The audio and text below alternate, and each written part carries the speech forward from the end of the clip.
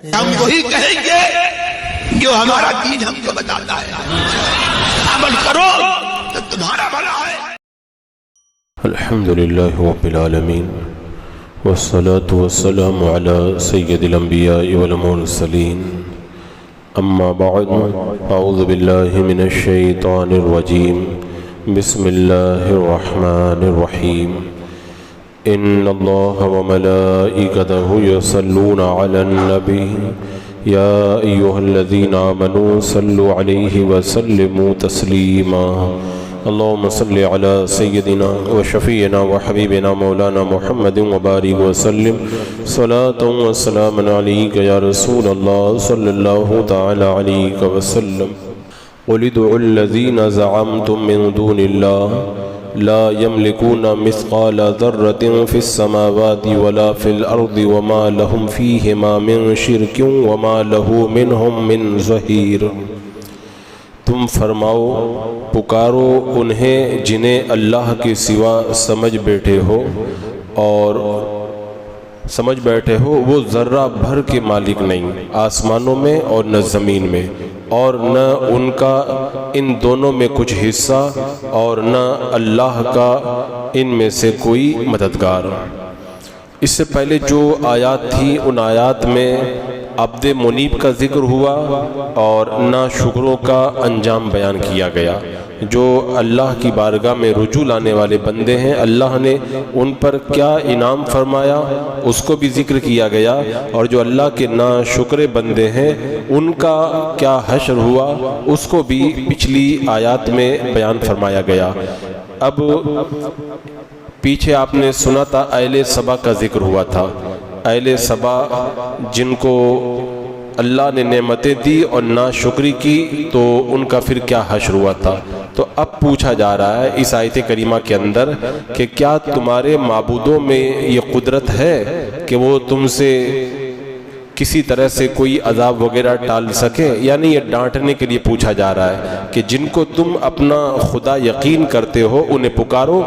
دیکھو وہ تمہاری مدد کرتے ہیں کیا؟ وہ بیچارے تو خود بے بس ہیں اور وہ زمین و آسمان میں کسی ذرہ کے بھی مالک نہیں ہے۔ ذرہ کتنا باریک ریت کا ایک کण ہوتا ہے کا اس کے بھی مالک نہیں ہے۔ اور بعض علماء نے فرمایا کہ ذرہ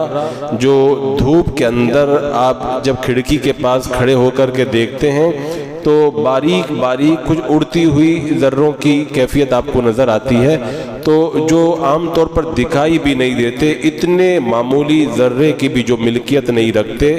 کیا تم ان کو اپنا معبود سمجھ بیٹھے ہو؟ اللہ نے فرمایا کہ تم فرماؤ پکارو انہیں جنہیں تم اللہ کے سوا معبود سمجھ بیٹھے ہو، وہ تو ذرہ بھر کے بھی مالک نہیں ہے، نہ آسمانوں میں نہ زمین میں۔ یعنی ان کا یہ نظریہ تھا نا کہ آسمان میں بھی ہمارے مددگار ہیں اور زمین میں بھی، کہ نہ زمین میں کوئی تمہارا مددگار ہے اور نہ کوئی آسمان میں تمہارا کوئی مددگار ہے۔ یعنی تم اللہ کے سوا جن کو پوچھتے ہو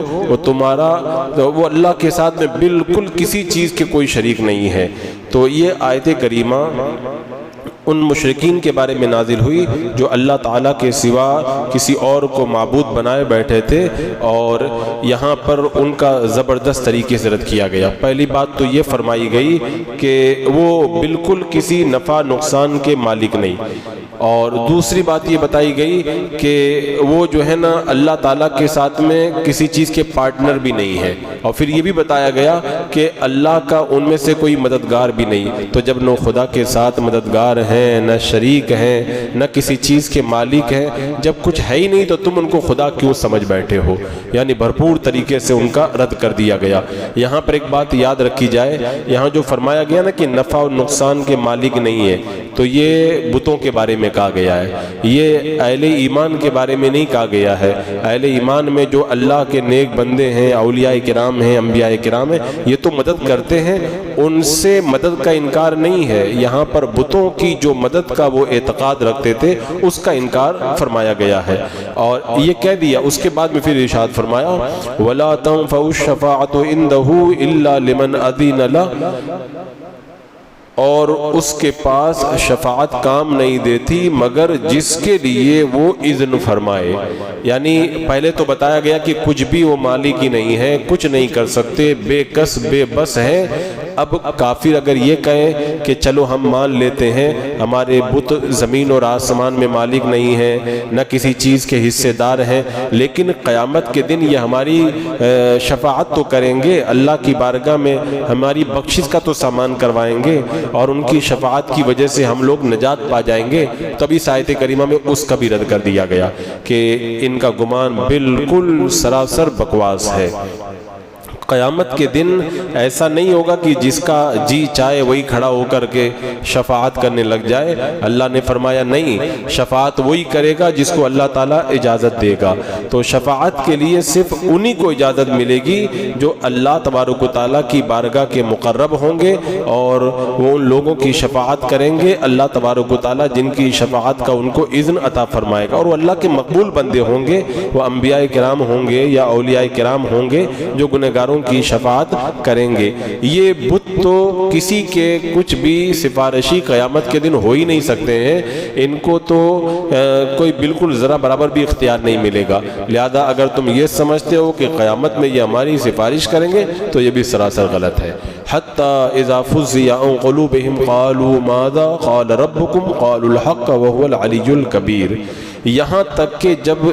اذن دے کر ان کے دل سے گھبراہٹ دور فرما دی جاتی ہے، ایک دوسرے سے کہتے ہیں تمہارے رب نے کیا ہی بات فرمائی، وہ کہتے ہیں جو فرمایا حق فرمایا اور وہی بلند بڑائی والا ہے۔ یعنی ان کو تو کوئی شفاعت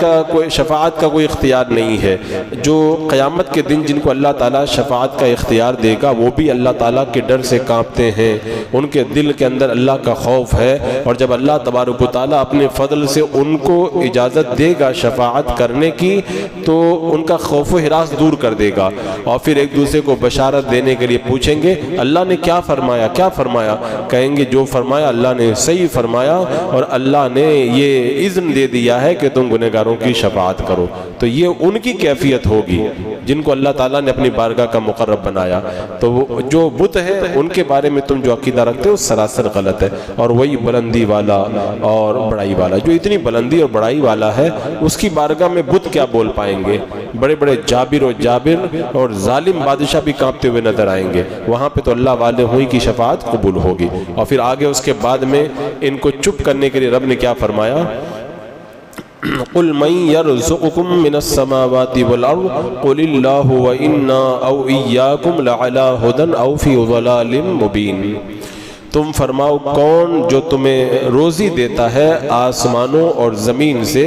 تم خود ہی فرماؤ اللہ، اور بے شک ہم یا تم یا تو ضرور ہدایت پر ہے یا کھلی گمراہی میں ہے۔ یعنی کفار کو لاجواب کرنے کے لیے اللہ تعالیٰ نے فرمایا محبوب سے، محبوب ان سے پوچھو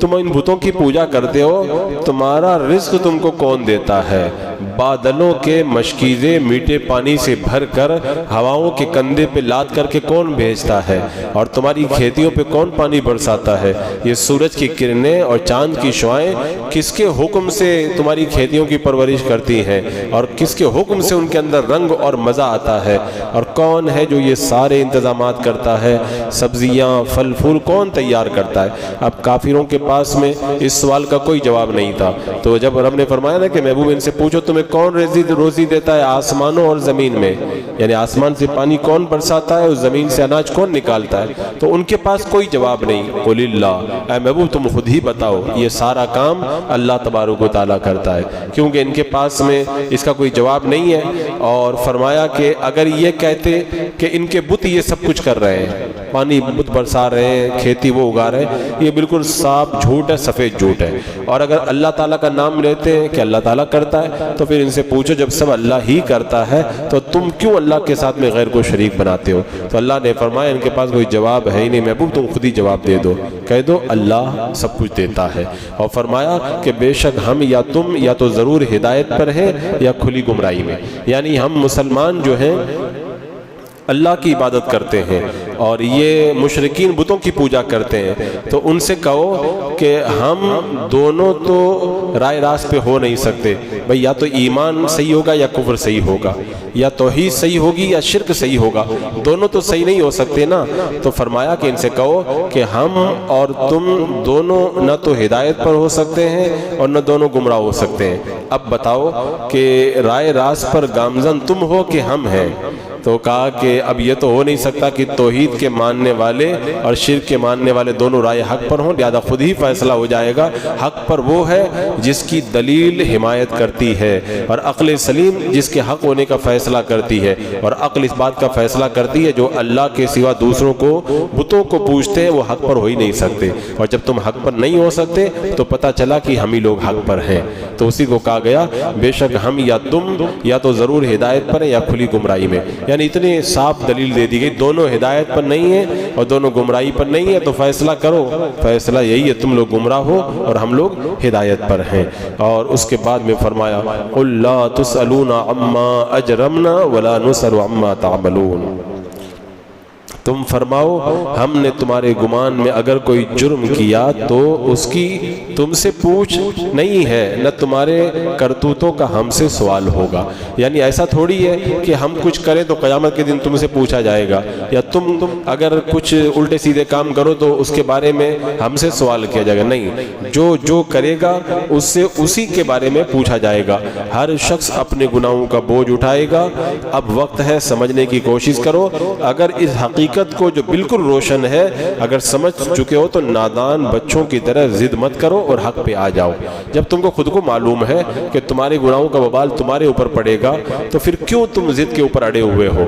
خود مان جاؤ، اور قیامت کے دن ہر بندے سے اسی کے اعمال کے بارے میں پوچھا جائے گا، تو تمہارے اعمال برے ہیں توبہ کر کے رب کی بارگاہ میں آ جاؤ۔ قُلْ يَجْمَعُ بَيْنَنَا رَبُّنَا ثُمَّ يَفْتَحُ بَيْنَنَا بِالْحَقِّ وَهُوَ الْفَتَّاحُ الْعَلِيمُ، تم فرماؤ ہمارا رب ہم سب کو جمع کرے گا، یعنی قیامت کے دن اللہ سب کو اکٹھا کرے گا، آج تک جتنی مخلوق ہوئی ہے اور قیامت تک جتنے آئیں گے ساروں کو اللہ تعالیٰ قیامت کے اندر جمع فرمائے گا۔ ثم یفتح بیننا بالحق، پھر ہم میں سچا فیصلہ فرما دے گا، اللہ تبارک و تعالیٰ میدان محشر میں جمع کر کے فیصلہ کر دے گا۔ آج یہ جو لڑتے ہیں نا کہ یہ صحیح ہے وہ صحیح ہے، قیامت میں سب پتہ چل جائے گا، اور اللہ تبارک و تعالیٰ نے فرمایا وہ الفتاح العلیم، وہی ہے بڑا فیصلہ کرنے والا، سب کچھ جانتا ہے۔ اللہ تبارک و تعالیٰ تو حق اور باطل کو جدا کر دینے والا ہے، اس سے بڑا فیصلہ کرنے والا کون ہے اور اس سے زیادہ علم رکھنے والا کون ہے؟ تم آج جھوٹی باتیں بنا دو، اللہ کی بارگاہ میں تمہارے یہ جھوٹ تھوڑی چل پائیں گے، وہاں پہ تو دودھ کا دودھ اور پانی کا پانی ہو جائے گا، سب کچھ پتہ چل جائے گا کون حق پہ تھا اور کون باطل پہ تھا۔ اس دن تو تم بھی افسوس کرو گے کاش ہم لوگ مسلمان ہو گئے ہو تو اچھا رہتا۔ یہاں پہ فرمایا اللہ فتاح ہے اور علیم ہے۔ فتاح یہ اللہ کا وہ نام ہے کہ اس کا اگر بندہ ورد کرے تو مشکلیں آسان ہوتی ہے، دل روشن ہوتا ہے، اور فرمایا گیا کہ فجر کے بعد میں سینے پر ہاتھ رکھ کر اگر 11 مرتبہ 71 مرتبہ اس کو دل پہ دم کیا جائے تو دل روشن ہوتا ہے، کام میں آسانی پیدا ہوتی ہے، اللہ رزق میں برکتیں عطا فرماتا ہے۔ یعنی فتاح کے ذریعے اللہ، اس نام کے ذریعے اللہ تبارک و تعالیٰ کی برکتیں نازل ہوتی ہیں۔ اور فتاح العلیم، اور علیم بھی اللہ کا وہ نام ہے کہ اگر بندہ اس کا ورد کرے تو علم حاصل ہوگا اور اللہ کی معرفت کا نور بندے کو میسر آئے گا۔ اب اس کے بعد میں آگے ان کی زبان بندی کی گئی اور کہا گیا قُلْ أَرُونِيَ الَّذِينَ أَلْحَقْتُمْ بِهِ شُرَكَاءَ كَلَّا بَلْ هُوَ اللَّهُ الْعَزِيزُ الْحَكِيمُ، تم فرماؤ مجھے دکھاؤ تو وہ شریک جو تم نے اس سے ملائے ہیں، اور بعد میں فرمایا گیا کہ نفرت جھڑکنے لکھا گیا کلا، ہرگز نہیں، بلکہ وہی اللہ عزت والا حکمت والا۔ یعنی تم بتاؤ تم اللہ کے ساتھ جس کو شریک کرو، لاؤ دکھاؤ کون ہے اللہ کا شریک، کیا بنایا انہوں نے کیا کام کیا، بتاؤ ان کو لا کر کے دکھاؤ، انہوں نے کیا چیز بنائی ہے، کس چیز کے وہ مالک ہیں، کیا کر سکتے ہیں، ان کے اندر کیا طاقت ہے، کیا پاور ہے۔ اب ظاہر سی بات ہے وہ بت جو اپنے سامنے رکھی ہوئی مٹھائی نہیں کھا سکتے، اپنے اوپر بیٹھی ہوئی مکھی نہیں اڑا سکتے، وہ کیا کسی کو پیدا کریں گے؟ تو اس طرح سے ان کو چھپ کر حضرت ابراہیم علیہ السلام نے تو یہی دلیل دی تھی نا جب حضرت ابراہیم علیہ السلام نے بتوں کو توڑ دیا تھا اور جو پھاوڑا تھا وہ بڑے والے بت کے کندھے پہ رکھ دیا تھا، واپس آئے تھے، لوگوں نے پوچھا تھا کس نے یہ کیا؟ تو حضرت ابراہیم علیہ السلام نے کہا تھا یہ پھاوڑا رکھ کر کے بیٹھا ہے اپنے کندھے پہ، اسی کو پوچھ لو نا، یہ بتا دے گا کہ کس نے توڑا ہے۔ تو چپ چاپ ہو گئے، ان کو پتہ چل گیا ہمارا جو سب سے بڑا بت ہے اس کے سامنے ہمارے بتوں کو توڑ دیا گیا، وہ کچھ بچا نہیں سکا اور اب بتا بھی نہیں سکتا کہ کس نے توڑا ہے، تو وہ کیسے خدا ہو سکتا ہے؟ تو فرمایا تم فرماؤ مجھے دکھاؤ تو وہ جو شریک تم نے بنائے ہیں ہرگز وہ شریک نہیں ہے بلکہ اللہ ایک ہی ہے غالب حکمت والا۔ تو یہاں پر یہ بتا کر کے اللہ تبارک و تعالیٰ نے ان کا منہ بند کر دیا، پھر آخر میں فرمایا حق کی طرف اشارہ، وَمَا أَرْسَلْنَاكَ إِلَّا كَافَّةً لِلنَّاسِ بَشِيرًا وَنَذِيرًا وَلَكِنَّ أَكْثَرَ النَّاسِ لَا يَعْلَمُونَ۔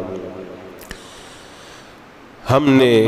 تم کو نہ بھیجا مگر ایسی رسالت سے جو تمام لوگوں کو گھیرنے والی ہے، یعنی محبوب ہم نے سارے لوگوں کے لیے تم کو رسول بنا کر کے بھیجا ہے، چاہے وہ کوئی بھی ہو، گورا ہو، کالا ہو، عربی ہو، اجمی ہو، پہلے والے ہوں یا بعد والے ہوں، سب کے لیے ہم نے تمہیں رسول بنا کر کے بھیجا ہے۔ اللہ کے رسول علیہ السلام کی رسالت تو اتنی عام ہے، اتنی عام ہے، اللہ اکبر کبیرہ، یہاں تک کہ جانور بھی جانتے ہیں، چرند بھی جانتے ہیں، پرند بھی جانتے ہیں، ساری کائنات جانتی ہے کہ اللہ کے رسول علیہ السلام اللہ کے رسول ہیں۔ اللہ کے رسول علیہ السلام نے ارشاد فرمایا اللہ تبارک و تعالیٰ نے مجھے تمام انبیاء پر 6 باتوں میں فضیلت عطا فرمائی ہے۔ مجھے اللہ تبارک و تعالیٰ نے جوامع الکلم عطا فرمائے، یعنی بات میرے آقا چھوٹی سی کہتے تھے اس کا معنی بہت بڑا ہوا کرتا تھا، اور اللہ تبارک و تعالیٰ نے روب سے میری مدد فرمائی ہے، اور اللہ تبارک و تعالیٰ نے میرے لیے غنیمت کو حلال کر دیا ہے، اور میرے لیے تمام روئے زمین کو مسجد بنا دیا ہے۔ پہلے کے لوگوں کو کیا کرنا پڑتا تھا؟ اپنی عبادت گاہ میں جا کے عبادت کرنا پڑتا تھا، اب تو ہم روڈ پر بھی اگر مصلی بچھا دے تو وہی ہمارے لیے مسجد ہے،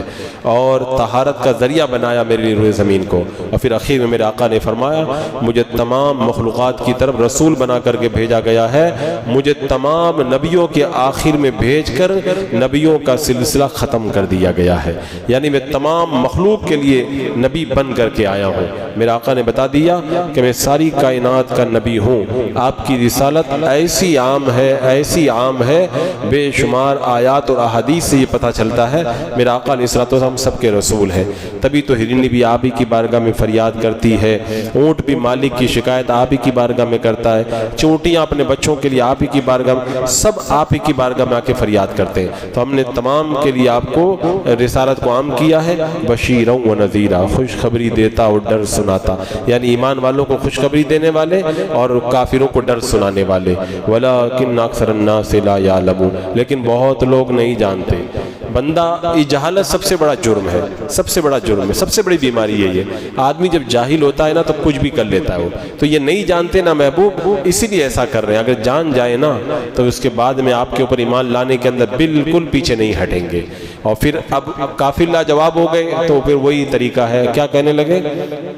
وَيَقُولُونَ مَتَى هَذَا الْوَعْدُ إِن كُنتُمْ صَادِقِينَ، کہتے ہیں یہ وعدہ کب آئے گا اگر تم سچے ہو، یعنی تم بار بار قیامت کے بارے میں کہہ رہو قیامت کب آئے گی، جواب تو کچھ تھا نہیں تو الٹے سیدھے سوال کرنے لگے، اچھا یہ بتاؤ قیامت کب آئے گی؟ رب نے فرمایا قُلْ لَكُمْ مِيعَادُ يَوْمٍ لَا تَسْتَأْخِرُونَ عَنْهُ سَاعَةً وَلَا تَسْتَقْدِمُونَ، تم فرماؤ تمہارے لیے ایک ایسے دن کا وعدہ جس سے تم نہ ایک گھڑی پیچھے ہٹ سکو نہ آگے بڑھ سکو۔ قیامت کے بارے میں مت پوچھو، قیامت تو آئے گی، اپنے وقت پہ آئے گی،